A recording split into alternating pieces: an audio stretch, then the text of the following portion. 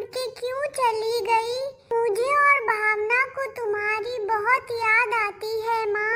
हम दोनों बिल्कुल अकेले हो गए हैं। बाबा भी बदल गए, अब पहले जैसे नहीं रहे बाबा। अब दूसरी माँ लाने का सोच रहे हैं। नानी कहती है दूसरी माँ अच्छी नहीं होती है, वो बच्चों को बहुत सताती है, उन्हें खाना और दूध भी नहीं देती, और उसका बस चले तो वो गरम गरम तेल में डालकर जिंदा जला देती है। लेकिन भैया माँ तो माँ होती है ना, माँ बहुत अच्छी होती है, माँ ऐसा गलत काम नहीं कर सकती।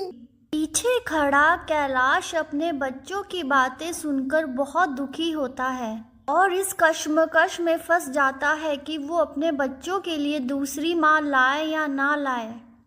क्या करूं? एक तरफ मेरे बच्चे हैं जो नहीं चाहते कि मैं उनके लिए दूसरी माँ लाऊं।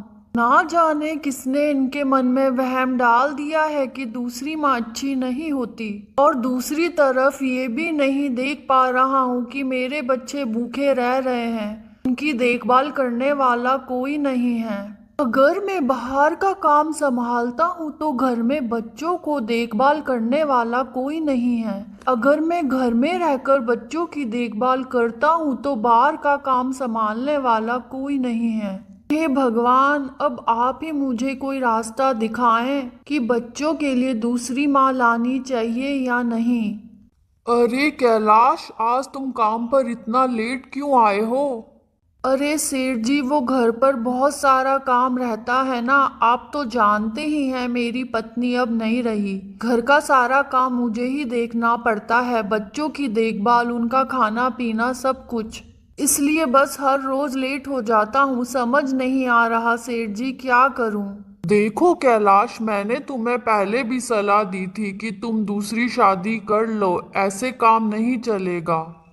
अरे तुम घर का देखोगे तो बाहर का काम नहीं संभाल पाओगे, और बाहर का देखोगे तो बच्चों के लिए कुछ नहीं कर पाओगे, इसलिए तुम्हारा दूसरी शादी करना बहुत जरूरी है।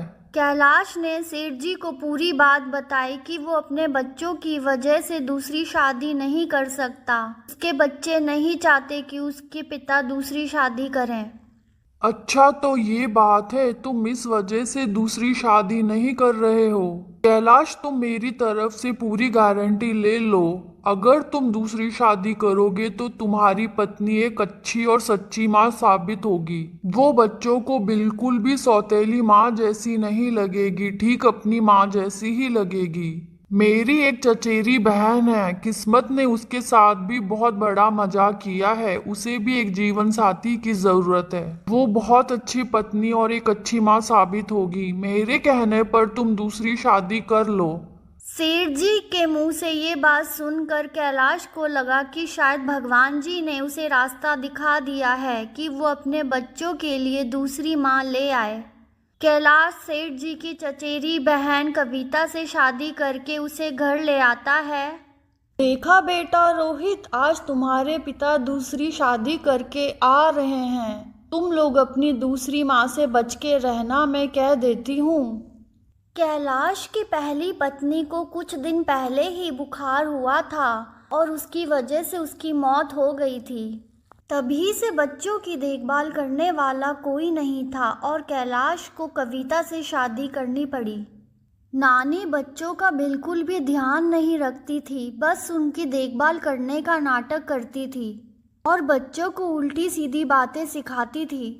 देखो तो बच्चों, कौन आया है? तुम्हारी नई माँ आई है। ये तुम्हारा बहुत ख्याल रखेगी, माँ का प्यार देगी, खाना खिलाएगी। ये हमारी माँ नहीं है, हमारी एक ही माँ थी जो अब इस दुनिया में नहीं है। ये तो बस आप अपने लिए एक नई पत्नी लेकर आए हैं और हम इसे कभी नहीं अपनाएंगे, क्योंकि नई माँ अच्छी नहीं होती, बहुत बुरी होती है। चल भावना, यहाँ से। रोहित और भावना वहाँ से चले जाते हैं। कविता को बच्चों की बातें सुनकर बिल्कुल भी बुरा नहीं लगता।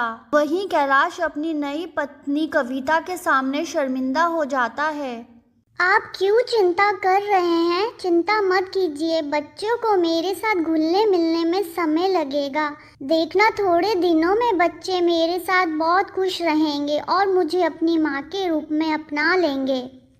मुझे तुमसे यही उम्मीद थी कविता। मैंने दूसरी शादी अपने लिए नहीं बल्कि अपने बच्चों के लिए की है कि तुम मेरे बच्चों का पूरा ख्याल रखो, उन्हें माँ का प्यार दो।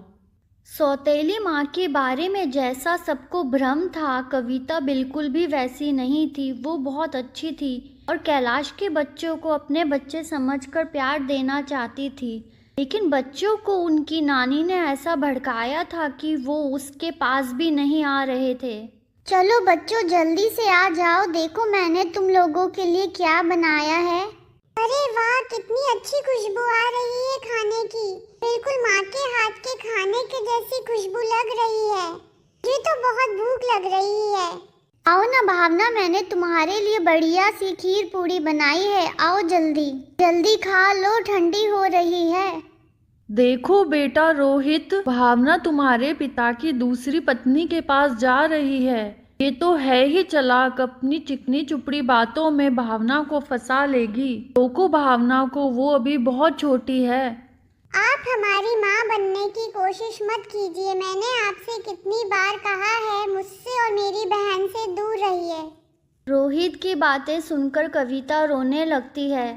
कविता को रोता हुआ देखकर कैलाश कहता है, तुम्हें बच्चों को थोड़ा समय देना होगा, वो धीरे धीरे तुम्हें अपनी माँ मानने लगेंगे। समय के साथ सब ठीक हो जाएगा, तुम चिंता मत करो। एक दिन रोहित खेलने के लिए जंगल चला जाता है। वहाँ पे उसे एक शेर मिल जाता है। भावना दौड़कर नानी को बुलाकर लाती है। नानी जल्दी चलो, भैया जंगल में फंस गए हैं और वहाँ पे एक बहुत बड़ा शेर भी है। क्या कह रही है भावना? वो जंगल में क्या करने गया था? अरे नानी, हमें क्या पता था वहाँ पे शेर आ जाएगा। आप जल्दी चलो। अरे बेटा रोहित, ये तूने क्या पंगा ले लिया? मुझे किसने कहा था जंगल में खेलने के लिए? नानी मुझे बचाओ, ये शेर मुझे खा जाएगा। अरे पागल हो गया है क्या? अगर मैं तुझे बचाने आऊंगी तो ये शेर मुझे भी खा जाएगा। मुझे माफ करना रोहित बेटा, मैं तुझे बचाने नहीं आ पाऊंगी। नानी की बातें सुनकर भावना और रोहित रोने लगते हैं। तभी भावना दौड़कर जाती है और अपनी कविता माँ को बुलाकर लाती है। कविता आती है और उसके हाथ में माचिस होती है और वो जल्दी से लकड़ियाँ इकट्ठी कर कर उसमें आग लगाकर शेर को भगाने की कोशिश करती है। आग के डर की वजह से शेर भाग जाता है और रोहित की जान बच जाती है। देखा बेटा रोहित, ये तेरी जान बचाकर तुझे अपने साथ करने की कोशिश कर रही है। कितनी चालाक है ये तेरी नई माँ। बस कीजिए नानी, आपने मुझे नई माँ के बारे में इतना भड़काया है, जबकि कविता माँ बिल्कुल भी ऐसी नहीं है। वो बहुत अच्छी हैं। आज उनकी वजह से ही मेरी जान बची है, वरना मैं तो इस दुनिया में ही नहीं रहता। आपने तो मुझे बचाने से भी मना कर दिया, पर नई माँ ने अपनी जान खतरे में डालकर मेरी जान बचाई है। इनसे ज्यादा अच्छी माँ मुझे मिल ही नहीं सकती थी। मुझे माफ कर दीजिए माँ, मैंने आपका बहुत दिल दुखाया है। कोई बात नहीं रोहित बेटा। दोनों बच्चे अपनी नई माँ के गले लग जाते हैं। कैलाश ये देखकर बहुत खुश होता है कि दोनों बच्चों ने अपनी नई माँ को अपना लिया है।